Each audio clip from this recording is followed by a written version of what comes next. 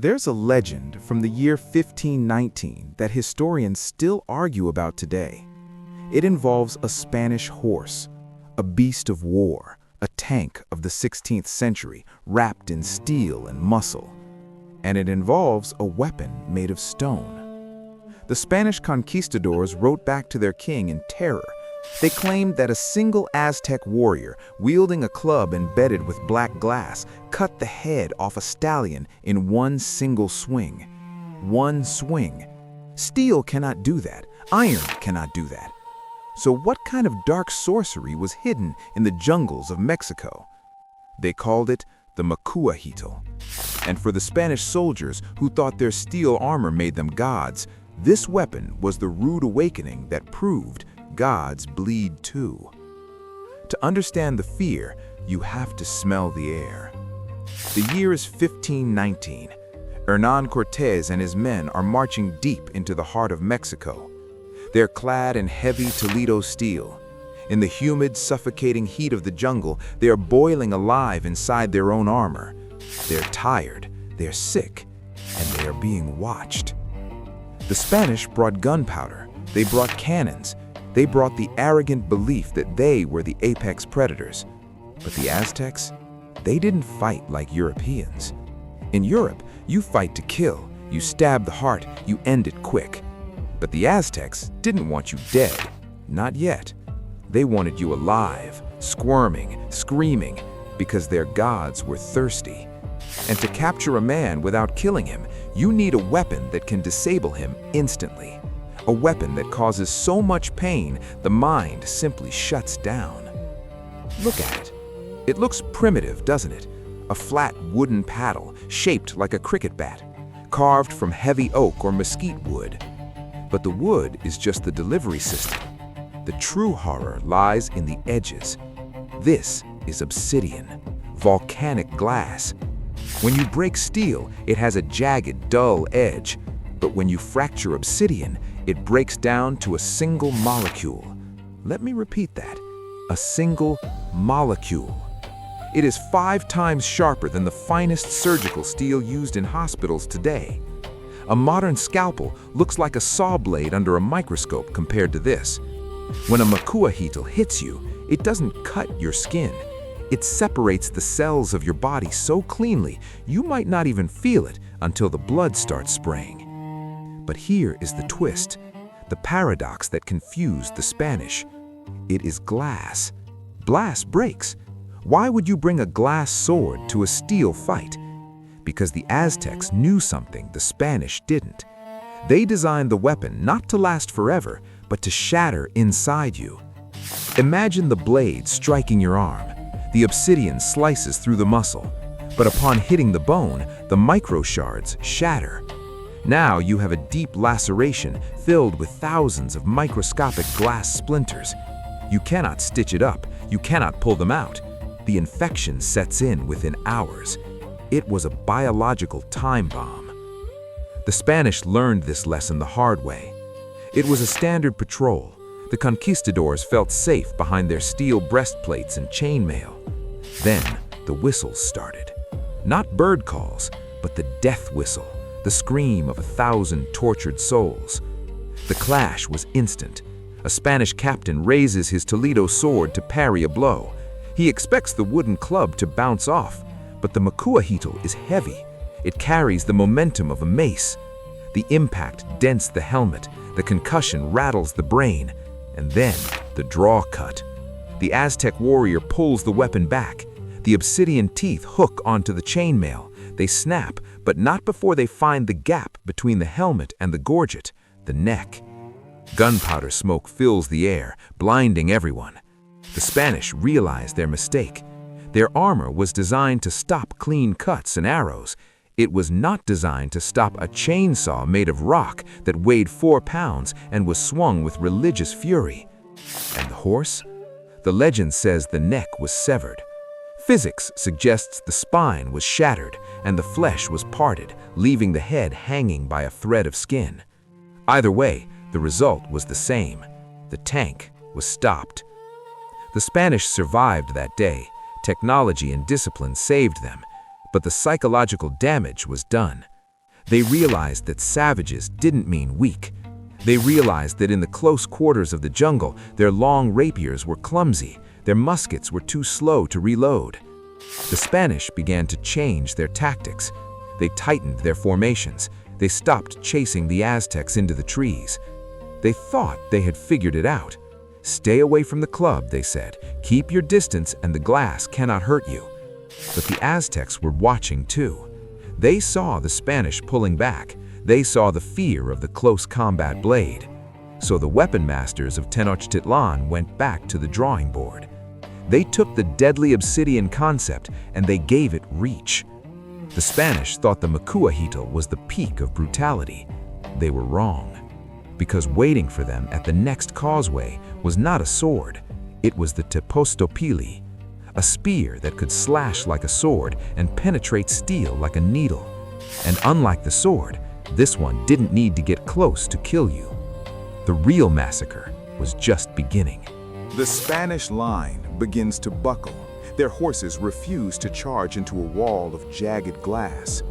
For a moment, it seemed like the Aztecs had cracked the code. They had adapted to the steel. They had matched the reach. But the Spanish, they are masters of adaptation too. The Spanish realized, don't fence with them, break them. You cannot parry obsidian. If you block it with a sword edge, the glass chips and flies into your eyes. So they stopped using swords. They brought out the war hammers, the maces, the muskets used as clubs. Brute force. Obsidian is sharper than steel, but it is brittle. If you smash it hard enough, it turns to dust. The Spanish started targeting the weapons, not the men. Shatter the glass, and the Aztec warrior is left holding a harmless stick. The technological advantage shifted back. The Aztecs realized they couldn't win a battle of attrition. Their weapons were too fragile for prolonged warfare against heavy iron. They needed something else, something that didn't rely on sharpness or reach or strength. They needed to break the Spanish mind.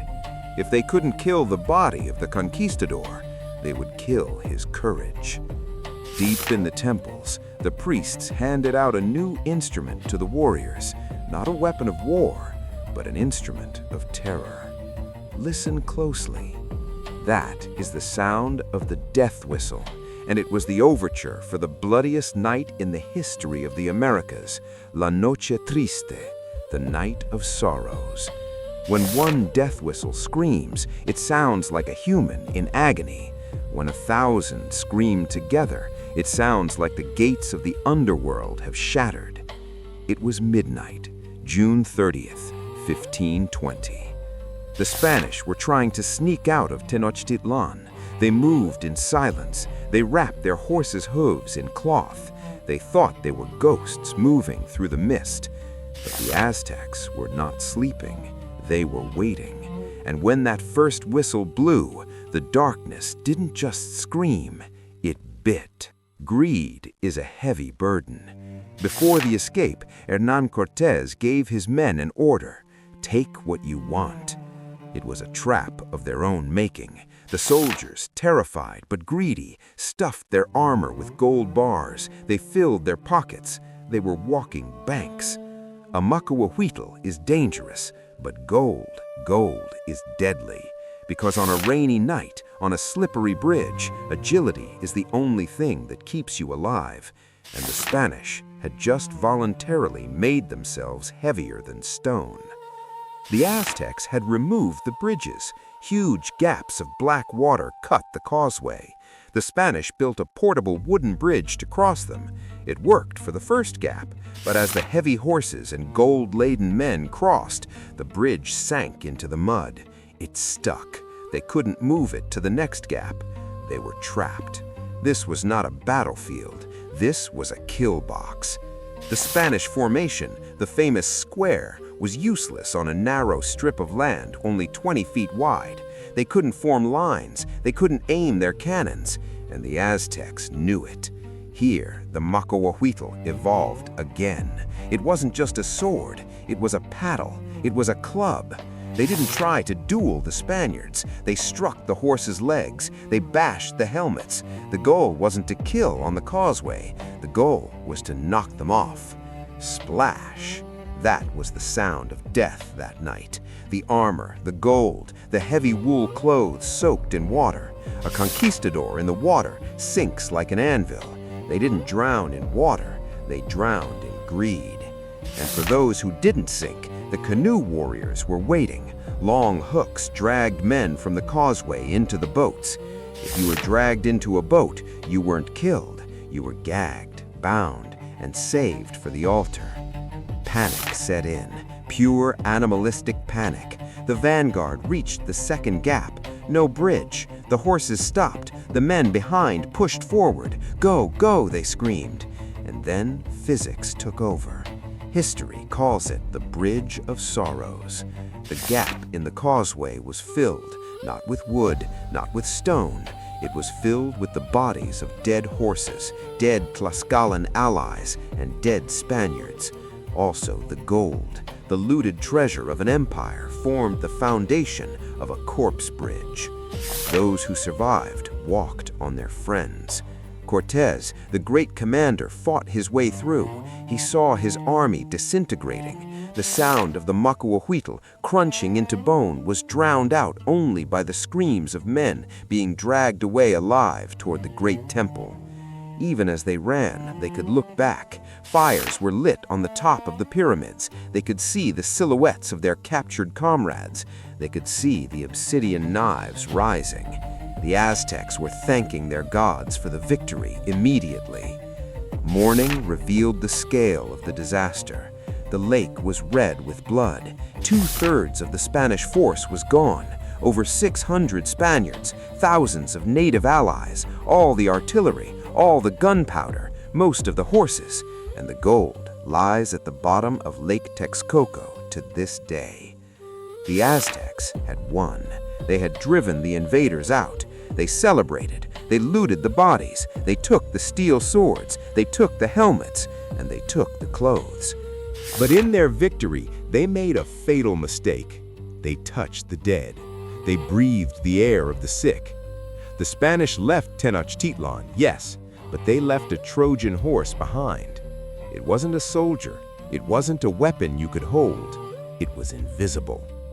The Macuahuitl had defeated the steel, but biology was about to defeat them all. We think of the apocalypse as a loud event, explosions, fire, screams.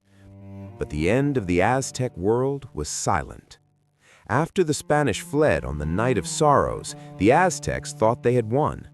They cleaned the temples, they repaired the causeways, but inside their bodies, a clock was ticking. Within 60 days, the strongest warriors of the empire couldn't lift a spoon, let alone a sword. A fever burned through the city like an invisible fire. The Macuahuitl didn't fail. The arm holding it failed. It was smallpox, variola major.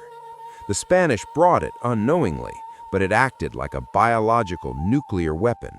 In Europe, people had immunity. In the Americas, it was a sentence of death. It killed the Emperor Cuitlahuac. It killed the generals. It killed 40% of the population in a year.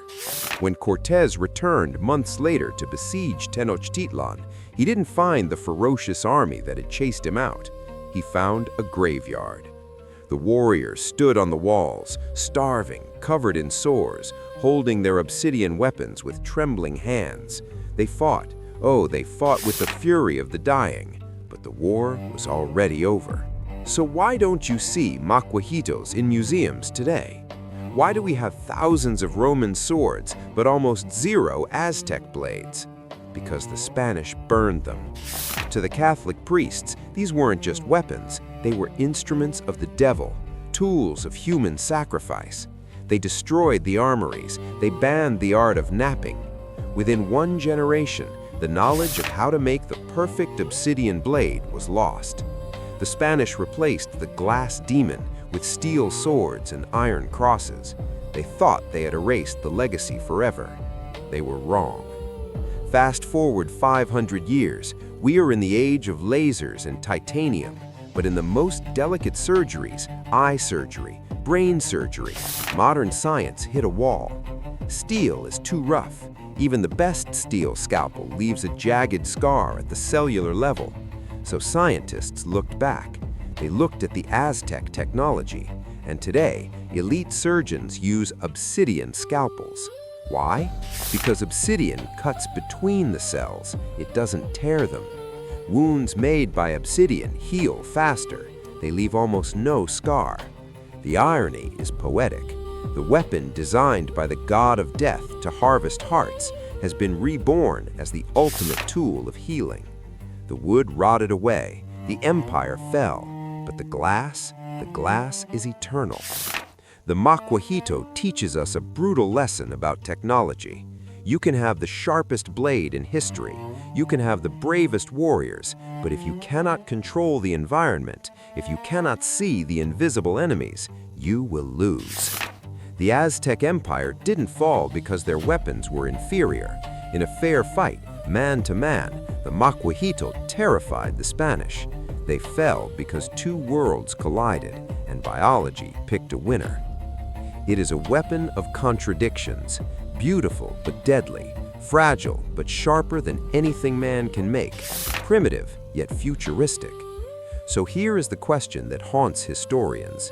If smallpox had never arrived, would the Spanish have conquered Mexico? Or would the mountains of skulls grow so high that Europe would have stopped sending ships? I want to hear your theory. Was it steel that won, or was it the virus?